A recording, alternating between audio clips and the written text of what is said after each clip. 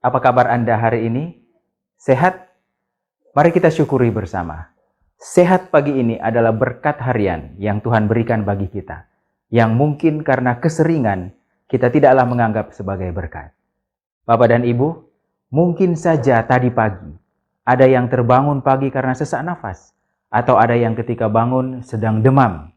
Bahkan mungkin saja ada yang pagi ini tidak bangun lagi di salah satu belahan dunia ini, atau di salah satu rumah sakit di dunia ini. Itulah sebabnya ajakan saat ini, kita sehat, mari bersyukur. Mari kita tundukkan kepala Anda atau pejamkan mata Anda sesaat selama 3 detik saja untuk ucapkan terima kasih Tuhan. 3 detik untuk bersyukur atas kebaikan Tuhan selama bertahun-tahun kehidupan kita. Pertemuan kedua ini menyambung pembahasan pada pertemuan pertama. Kita akan membahas tentang prinsip K yang kedua dalam prinsip 7K, masalah nutrisi, yaitu prinsip kualitas. Sebelum membahas tentang prinsip kualitas ini, saya ingin meringkas tujuan prinsip nutrisi 7K, yaitu makanan yang sehat adalah makanan yang mampu menyediakan dan mencukupi vitamin, mineral, antioksidan, tanpa menyebabkan kelebihan atau kekurangan kalori, dan tidak berbahaya bagi tubuh manusia dalam periode waktu pendek maupun periode waktu yang panjang. Ini adalah prinsip besar dari masalah makanan untuk dapat disebut sebagai makanan sehat atau tidak sehat. Dari definisi ini, maka sudah jelas, tidak ada satupun jenis makanan di dunia ini yang dapat memenuhi kriteria tersebut tadi, kecuali digunakan secara bervariasi, kombinasi, dan proporsional. Ellen G. White adalah seorang penulis yang sangat luar biasa. Catatan beliau ini yang Bapak dan Ibu akan saksikan, ditulis sekitar 150 tahun yang lalu, yang menjadi kesimpulan tentang prinsip nutrisi kondisi yang sudah dibahas minggu yang lalu. Di mana saat beliau menuliskan statement ini, penelitian di bidang ilmu nutrisi belum banyak. Tulisan beliau ini barulah dapat dibuktikan kebenarannya akhir-akhir ini, setelah ditemukannya direct dan indirect kalorimetri, patologi penyakit, dan nutrigenomik, yang contoh-contohnya sudah kita bahas minggu yang lalu. Statementnya adalah sebagai berikut. Adalah mustahil membuat satu peraturan tanpa variasi untuk mengatur kebiasaan setiap orang, dan janganlah seorang membuat dirinya menjadi patokan untuk semua orang. Tidak semua orang dapat memakan makanan yang sama. Makanan boleh jadi lesat dan menyehatkan bagi seseorang, tetapi bagi orang lain itu tidak enak bahkan berbahaya. Ada yang tidak bisa menggunakan susu, tetapi orang lain bertumbuh subur dengannya. Ada yang tidak bisa makan kacang, tetapi orang lain lahap dengannya. Dan sebenarnya apa yang dikatakan oleh penulis Ellen G. White ini sudah disetujui oleh WHO melalui Factsheet WHO tahun 2015 yang sampai tahun ini juga masih tetap sama, yaitu kebutuhan makan seseorang itu berbeda-beda, tergantung dari usianya, jenis kelamin, pola hidupnya, derajat aktivitas fisik, bahkan konteks budaya dan ketersediaan makanan, dan juga tergantung dari kebiasaan-kebiasaan makan individu tersebut. Ini sudah kita bahas pada minggu yang lalu. Sekarang kita akan bahas tentang prinsip kualitas.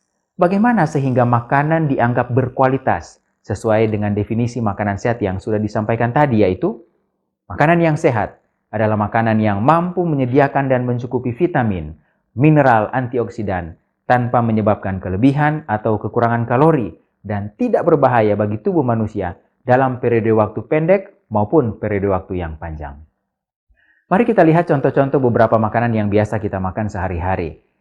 Tapi karena minggu lalu kita sudah belajar tentang prinsip kondisi, maka kondisi saat ini berdasarkan data dari kebutuhan makan seorang perempuan. Diperhatikan, Bapak dan Ibu bisa perhatikan bahwa saya tidak memberikan contoh satu jenis makanan, karena pada kenyataannya secara alamiah, manusia selalu makan makanan yang di dalamnya terdiri dari beberapa jenis, bukan hanya satu. Mari kita lihat data kondisi berikut ini. Seorang perempuan usianya 35 tahun, dengan berat badan 60 kg dan tinggi badannya 165 cm. Itu berarti perempuan ini berada dalam keadaan yang normal dari sisi indeks massa tubuh, dan dia juga memang berada dalam keadaan yang sehat. Pekerjaannya adalah seorang guru. Apabila kita perhatikan kebutuhan dari kasus ini, maka kita temukan bahwa kebutuhan kalorinya adalah sekitar 1650 kilokalori dengan protein 48 gram, lemak 45,7, karbohidrat sekian, serat sekian, dan kemudian saya mengambil beberapa contoh vitamin dan mineral. Tidak semuanya, karena kita tidak punya waktu yang cukup untuk membahasnya. Jadi saya mengambil yang penting-penting saja. Nah, dari kebutuhan perempuan ini, maka untuk memudahkan, kita bisa membagi menjadi 3 kali waktu makan. Berarti, sekali makan paling tidak bisa memenuhi sekitar 33% dari kebutuhan satu hari. Supaya ketika 3 kali makan, kebutuhan 100% bisa terpenuhi. Mari kita lihat contoh makanan-makanan yang berikut ini dikaitkan dengan kebutuhan pada kasus ini.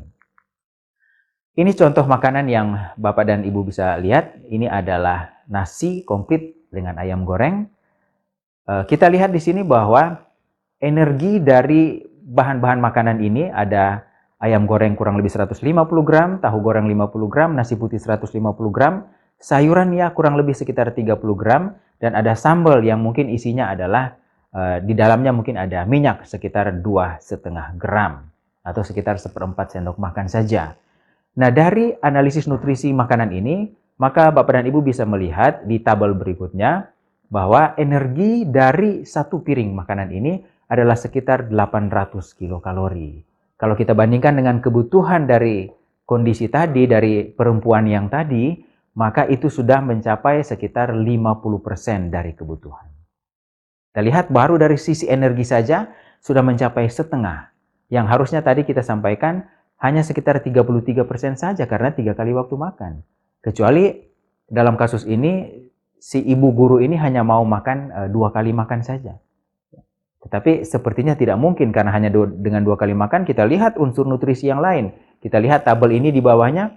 Protein mencapai 47,4 gram, kebutuhannya 48 gram. Jadi dari 1 kali makan ini saja, proteinnya sudah mencapai kebutuhan, hampir mencapai kebutuhan maksimal, sudah 99%.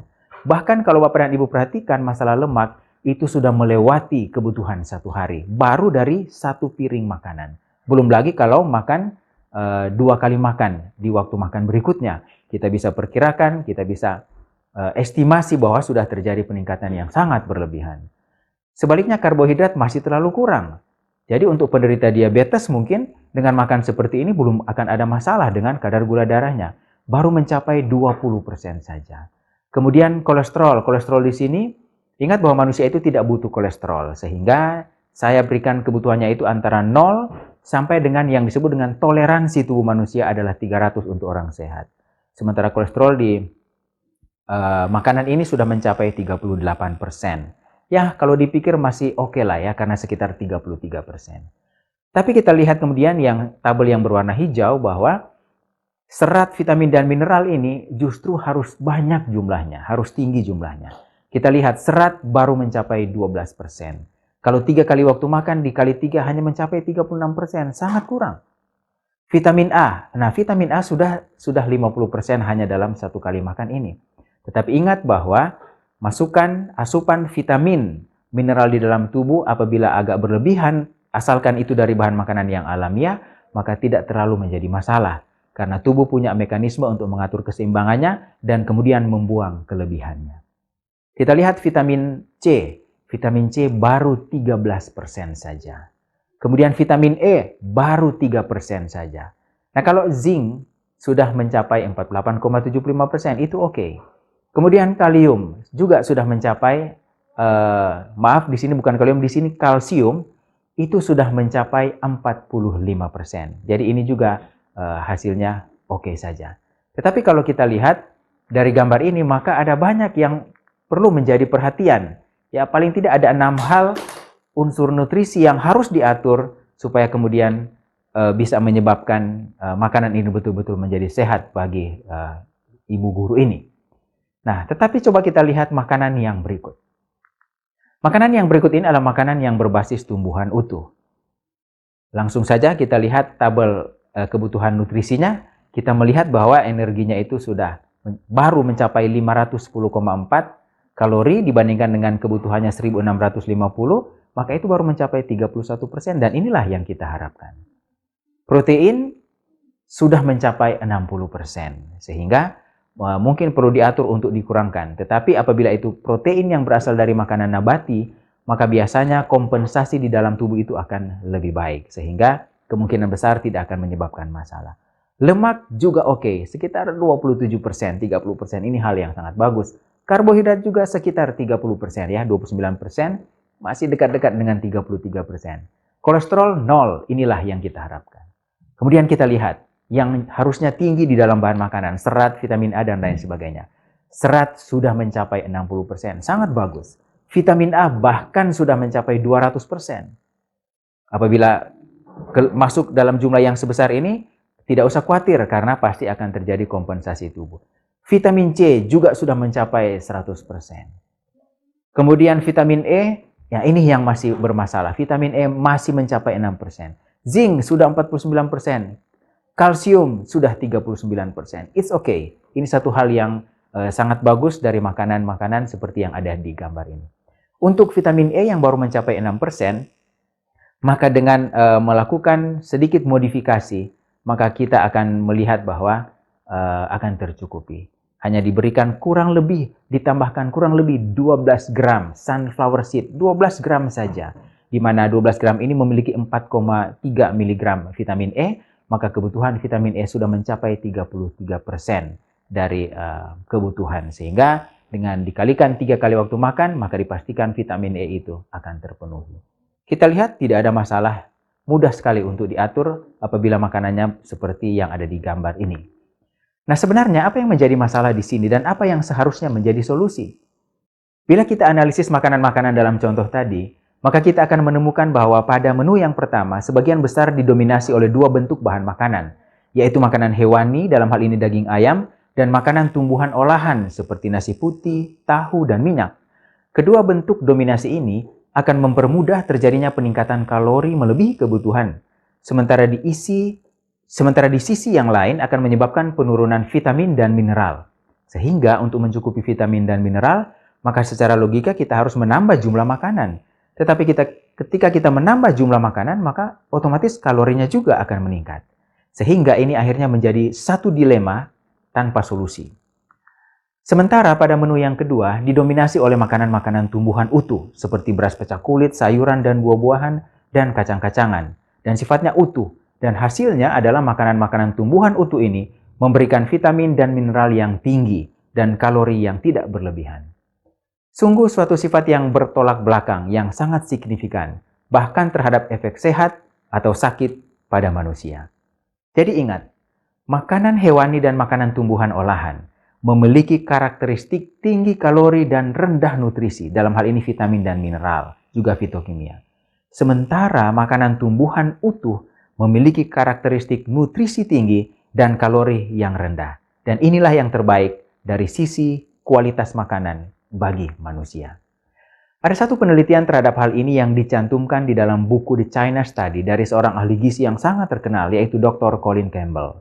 Mari kita perhatikan tabel ini. Pada tabel ini kita bisa melihat bahwa makanan tumbuhan lebih unggul dibandingkan dengan makanan hewani. Di mana kandungan kolesterolnya di tumbuhan tidak ada, dan ini memang yang kita harapkan, sementara di makanan hewani bisa mencapai 137 mg. Lemak di tumbuhan itu sangat kecil, sementara di makanan hewani tinggi. Kemudian protein tidak beda jauh, dan kita bisa lihat pada tabel ini, untuk unsur nutrisi yang lain, kandungan nutrisinya akan kelihatan lebih tinggi dan lebih bermanfaat bagi manusia. Tetapi yang jadi pertanyaan adalah kenapa sudah sejak lama diketahui bahwa makanan hewani lebih bernutrisi dibanding makanan tumbuhan? Dan kemudian anjuran-anjuran terkait hal ini lebih cenderung menganjurkan makanan hewani. Sehingga biasanya bila seseorang lemah, lesu, sakit, maka dianjurkan untuk ayo makan makanan hewani. Bahkan ini pun menjadi anjuran dari profesional-profesional di bidang kesehatan. Apakah hal ini salah? Tentu saja tidak. Ingat bahwa ilmu pengetahuan, termasuk ilmu kesehatan dan ilmu nutrisi, bukanlah ilmu yang bersifat statis, tetapi ilmu yang dinamis. Artinya, penelitian-penelitian semakin banyak dilakukan. Semakin hal yang dulu tidak diketahui, sekarang sudah diketahui. Semakin banyak hal yang lebih bisa dijelaskan. Dan tidak hanya berdasarkan pada prinsip-prinsip yang dahulu yang mungkin hanya berdasarkan logika ahli atau yang disebut dengan expert opinion. Hal ini terjadi karena ilmu nutrisi yang dulu, bila akan membandingkan komposisi nutrisi dari bahan makanan tertentu, akan menggunakan ukuran gram yang sama. Ya, sebagai contoh mari kita lihat.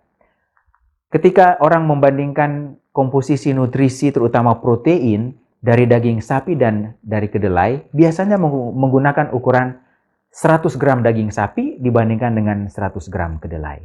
Pada gambar yang bisa Bapak dan Ibu lihat ini, dengan membandingkan menggunakan ukuran berat yang sama, 100 gram daging sapi dibandingkan dengan 100 gram kedelai, maka yang terjadi adalah proteinnya memang lebih tinggi di daging sapi. Proteinnya lebih tinggi di daging sapi. Namun dengan ilmu atau pengetahuan ini, orang akan mengejar makan daging yang lebih tinggi protein, makan daging sapi seperti yang terjadi dewasa ini. Karena lebih tinggi protein dan kemudian lebih tinggi nutrisi dari sudut pandang awam. Tetapi kita perlu ingat juga bahwa gambar ini menunjukkan kalorinya juga tinggi. Sehingga yang terjadi akhirnya penelitian menunjukkan, sebagai contoh, ini penelitian yang dipublikasi tahun 2017 bahwa dengan mengejar konsumsi protein dari hewani, maka akhirnya terjadi obesitas. Angka obesitas itu meningkat, ya. Excess intake of animal protein itu ternyata bisa menyebabkan masalah pada jaringan lemak dan bahkan pada kerja atau metabolisme dari tubuh manusia. Dan konsumsi protein hewani ini akan menyebabkan sangat berhubungan dengan terjadinya obesity atau kegemukan pada penelitian ini. Bahkan kemudian ditemukan bahwa dengan mengkonsumsi atau mengejar kebutuhan protein dari makanan hewani, maka yang terjadi adalah risiko terjadinya diabetes itu menjadi 2 kali lipat dibandingkan dengan menggunakan makanan yang berasal atau protein yang berasal dari tumbuhan. Para ahli nutrisi kemudian mulai memikirkan cara lain untuk membandingkan komposisi nutrisi. Dan akhirnya mereka mengambil kesimpulan, harus dibandingkan dengan jumlah kalori yang sama. Karena kalori adalah ukuran kebutuhan makan manusia, bukan gram. Sehingga dengan mengukur menggunakan perbandingan kalori yang sama diharapkan maka tidak akan terjadi obesitas dan tidak akan terjadi penyakit tidak menular seperti kencing manis, penyakit jantung, kanker, dan lain sebagainya. Nah, ketika bahan makanan ini menggunakan ukuran kalori yang sama, maka kita bisa lihat di gambar ini, proteinnya menjadi tidak akan berbeda jauh secara signifikan. Ya, kita lihat di sini protein dari daging sapi 100 kalori 13 gram, sedangkan dari kedelai berkisar 10 gram. Hanya selisih 3 gram saja dibandingkan dengan prinsip yang tadi yang bisa sampai 11 gram selisihnya. Ya, dengan berat makanan menjadi lebih berkurang tentunya, yaitu daging sapi 47 gram dan kedelai yang sudah direbus ini 58 gram saja. Ternyata daging sapi dan kedelai tidak memiliki perbedaan dari jumlah protein yang terlalu signifikan. Lagi pula pada intinya, manusia dalam keadaan sehat tidak sangat membutuhkan protein dalam jumlah besar. Rekomendasi WHO saat ini hanya 0,8 sampai dengan 1 gram untuk setiap kilogram berat badan manusia. Artinya bila Bapak dan Ibu memiliki berat badan 60 kg, maka kebutuhan protein hanya sekitar 48 sampai 60 gram saja. Dan makanan-makanan tumbuhan mampu menyediakan semua kebutuhan tersebut. Selain itu, kacang kedelai tidak hanya memiliki protein, tapi juga memiliki serat dan nutrien-nutrien yang lain. Sementara daging sapi tidak memiliki serat, dan kandungan nutrien yang lain biasanya tidak seimbang. Bapak dan Ibu bisa lihat di gambar ini bahwa lebih menguntungkan bila mengkonsumsi makanan yang berbasis kedelai atau protein yang berasal dari tumbuhan. Bahkan perlu diketahui bayam sebanyak 100 kalori juga memiliki protein yang besar, yaitu sebanyak 14,7 gram, lebih tinggi dari daging sapi dan kedelai. Dan serat sebanyak 50% dari kebutuhan harian. Tapi memang volume dari bayam untuk mengejar protein sebanyak 14,7 gram ini hampir setengah kilogram bayam yang sudah dimasak yang harus kita konsumsi. Itulah sebabnya memang tidak dianjurkan kita hanya makan bayam saja, tetapi makan kebutuhan protein dari sumber kacang-kacangan. Nah, biasanya ketika kita berbicara tentang makan makanan berbasis tumbuhan, maka pertanyaannya adalah pasti tentang protein. Orang selalu mengaitkan makanan tumbuhan dan ketidakcukupan protein. Saya perlu sampaikan kepada Bapak dan Ibu bahwa hal tersebut tidak relevan lagi dengan catatan asal makanan tumbuhan itu mutlak harus bervariasi. Sebenarnya sejak tahun 2002, FAO telah menjelaskan hal ini, yaitu berdasarkan metode penilaian bioavailability dari protein berdasarkan metode yang disebut dengan metode PDC-AAS, maka protein dari kacang tanah dan polong-polongan termasuk kedelai secara nutrisi sama dengan protein dari daging dan telur, baik untuk pertumbuhan maupun untuk kesehatan. Kemudian tidak heran, salah satu bahan makanan yang digunakan untuk membantu mengatasi gizi buruk di dunia ketiga yaitu kacang tanah, ya, seperti yang sudah digunakan. Bukti yang lain dari protein tumbuhan ini adalah data komposisi nutrisi dari USDA. Mari kita lihat tabel berikut ini. Tabel berikut ini saya mencantumkan perbandingan beberapa bahan makanan dan kemudian komposisi asam-asam amino esensial atau asam amino yang harus dimasukkan dari makanan. Kita melihat bahwa semuanya terisi dengan angka. Semuanya terisi dengan angka, baik kedelai. Kedelai A itu maksudnya kedelai yang kering. Kedelai B itu kedelai yang sudah diolah, yang sudah direbus. Semuanya terisi dengan angka, artinya kita tidak bakal akan mengalami kekurangan dari asam-asam amino. Dan bukti yang terbaru tentang kualitas protein tumbuhan yang tidak perlu dipertanyakan lagi adalah sebuah review yang dilakukan oleh Mariotti dan kawan-kawan yang dipublikasi tahun yang lalu. Dari berbagai penelitian tentang asupan protein manusia yang mereka kumpulkan dan dianalisis, maka mereka mengambil kesimpulan bahwa makanan tumbuhan beraneka ragam dan bervariasi, cukup untuk memenuhi kebutuhan asam amino dan protein manusia. Dan pertanyaan-pertanyaan terkait defisiensi asam amino dalam hal ini menurut mereka terlalu berlebihan. Tabel penelitian mereka berikut ini bahkan menyimpulkan bahwa sebenarnya pada seseorang bahkan yang vegan sekalipun cenderung mengkonsumsi protein lebih dari yang minimal diharapkan, yaitu dapat mencapai hampir 1 gram per kilogram berat badan, sementara batas minimal pada orang sehat adalah sekitar 0,8 gram per kilogram berat badan per hari. Nah, selain masalah protein, tadi sudah disinggung masalah kalori. Mari kita lihat keterangan dari Juliana Heaver, seorang ahli gizi berikut ini. Gambar ini menunjukkan bahwa ini ada gambar 3 lambung manusia. Lambung yang sebelah kiri, paling kiri dari Bapak dan Ibu, dari saya maksud saya, adalah apabila kita mengkonsumsi makanan tumbuhan yang utuh, maka 400 kalori sudah bisa memenuhi volume lambung. Sehingga yang terjadi adalah orang itu segera merasa kenyang. Tetapi kalau kita isi dengan daging sapi, itu gambar yang di tengah, maka 400 kalori itu baru mengisi 1/4 volume lambung. Sehingga orang itu belum merasa kenyang. Dia masih ingin makan karena belum merasa kenyang. Volume lambungnya belum tercapai. Apalagi kalau diisi dengan minyak-minyak, makanan tumbuhan olahan. Minyak itu baru mengisi kurang lebih 1/8 dari volume lambung. Sehingga ketika orang itu ditanya sudah makan, maka jawabannya akan sangat ngambang karena dia sudah makan tetapi volume lambung belum penuh sehingga dia belum merasa untuk kenyang. Sehingga yang terjadi menambah makanan untuk memuaskan rasa lapar dan akhirnya kita bisa lihat bahwa dari 400 kalori mungkin bisa jadi 800, bisa menjadi kemudian 1600 dan akhirnya melewati kebutuhan manusia. Tetapi kalau kita isi dengan makanan berbasis tumbuhan utuh, maka dengan 400 kalori kita sudah merasa kenyang dan akhirnya kita tidak akan menjadi gemuk karena bahan-bahan makanan yang kita makan. Nah, Bapak dan Ibu, sebenarnya berbagai rekomendasi nutrisi baik dari WHO maupun beberapa institusi kesehatan dunia sebenarnya sekarang lebih banyak merekomendasikan makan lebih banyak makanan tumbuhan utuh dibanding makanan berbasis hewani atau makanan tumbuhan olahan. Factsheet WHO misalnya, pada anjuran healthy dietnya, mereka tidak lagi mencantumkan makanan hewani termasuk susu dan telur. Satu-satunya yang dicantumkan adalah ikan, tetapi bukan untuk memenuhi kebutuhan protein, melainkan untuk memenuhi kebutuhan asam lemak omega 3. Tetapi berbagai penelitian lain menunjukkan bahwa omega 3 dari tumbuhan yaitu alpha-linoleic acid atau ALA akan memberikan manfaat kesehatan yang tidak kalah kualitasnya dibandingkan dengan omega 3 siap pakai EPA dan DHA yang berasal dari ikan. Sehingga cukup dengan menggunakan ALA, maka kebutuhan omega 3 kita akan terpenuhi. Anjuran global dari Dietary Guidelines for Americans juga menganjurkan lebih banyak makan makanan berbasis tumbuh-tumbuhan. Kemudian dari Dietary Guidelines Advisory Committee juga menganjurkan hal yang sama, yaitu fokus pada makanan yang berbasis tumbuhan. Sebagai kesimpulannya, kualitas makanan yang terbaik dapat dicapai dengan menggunakan makanan berbasis tumbuhan utuh. Makanan hewani pernah dianggap sebagai makanan berkualitas terbaik saat seluruh makanan tumbuhan di dunia ini musnah karena air bah. Tetapi sekarang, di saat kita memiliki ribuan jenis makanan tumbuhan dan dapat dikonsumsi secara utuh, maka makanan hewani dan makanan tumbuhan olahan tidak lagi dianggap sebagai makanan yang memiliki kualitas terbaik.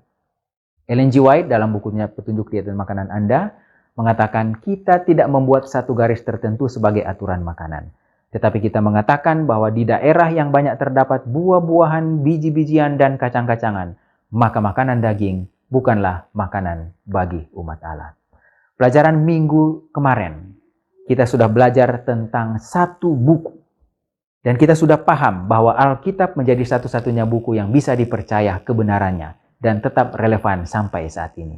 Dari buku tersebut juga, kita mengetahui bahwa sebenarnya makanan yang disediakan pencipta kita adalah makanan berbasis tumbuhan utuh. Kejadian 1 ayat 29 dan kemudian Kejadian 3 ayat 18. Berfirmanlah Allah, lihatlah aku memberikan kepadamu segala tumbuh-tumbuhan yang berbiji di seluruh bumi dan segala pohon-pohonan yang buahnya berbiji, itulah akan menjadi makananmu.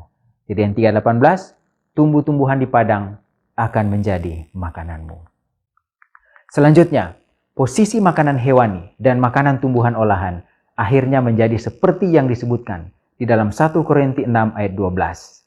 Segala sesuatu halal, tetapi bukan semuanya berguna. Semoga kita sudah memahami prinsip kualitas ini dan sahabat depan kita akan belajar prinsip selanjutnya yang sebenarnya menjadi masalah terbesar bidang nutrisi saat ini, yaitu prinsip kuantitas atau prinsip jumlah makanan. Bocoran untuk materi minggu depan. Ingat bahwa kualitas baik tetapi kuantitas keliru, hasilnya adalah kesengsaraan. Semoga Tuhan memberkati kita semua.